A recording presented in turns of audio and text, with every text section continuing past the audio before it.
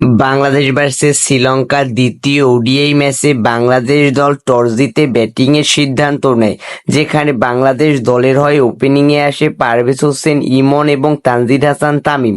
যেখানে পারভেজ হোসেন ইমন 59 বলে 67 রান করে, যেখানে ছিল 6টি 4 এবং 3টি 6-এর মার। অন্যদিকে তানজিদ হাসান তামিম 11 বলে 7 রান করে প্যাভিলিয়নে ফিরে যায়। নাজমুল হোসেন শান্ত 19 বলে 14 রান করে প্যাভিলিয়নে ফিরে যায়। তাহিদ হৃদয় 69 বলে 51 রান করে, যেখানে সে মাত্র 2টি 4 মারে। অন্যদিকে মেহেদী হাসান মিরাজ 10 বলে 9 রান করে ক্যাচ আউট দিয়ে প্যাভিলিয়নে ফিরে যায়। শামীম হোসেন পাটোয়ারি 23 বলে 22 রান করে প্যাভিলিয়নে ফিরে যায়। জাকের আলী অনিক 24 রান করে 40 বলে। তানজিম হাসান সাকিব 21 বলে 33 রান করে প্যাভিলিয়নে ফিরে যায়। হাসান মাহমুদ ডাক মেরে প্যাভিলিয়নে ফিরে যায়।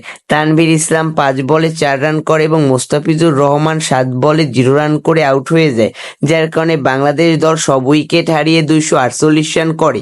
249 রানের টার্গেটে ব্যাটিংয়ে আসে শ্রীলঙ্কা, যেখানে প্রথম দিক থেকে অসাধারণ বোলিং পারফরমেন্স করতে থাকে বাংলাদেশের স্পিনাররা, বিশেষ করে তানভীর ইসলাম।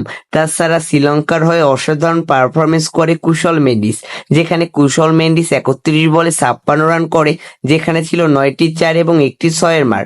লিয়ানজে 78 রান করে 85 বলে, যেখানে সে 7টি 4 এবং 2টি ছক্কা মারে।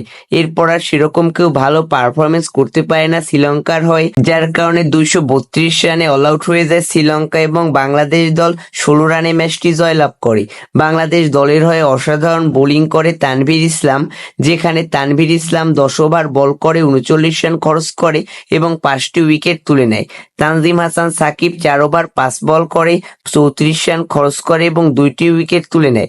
হাসান মাহমুদ 7 ওভার বল করে 43 রান খরচ করে কিন্তু কোনো উইকেটের দেখা পায় না।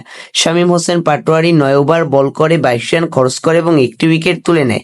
মেহেদী হাসান মিরাজ 10 ওভার বল করে 37 রান খরচ করে এবং 1টি উইকেট তুলে নেয়।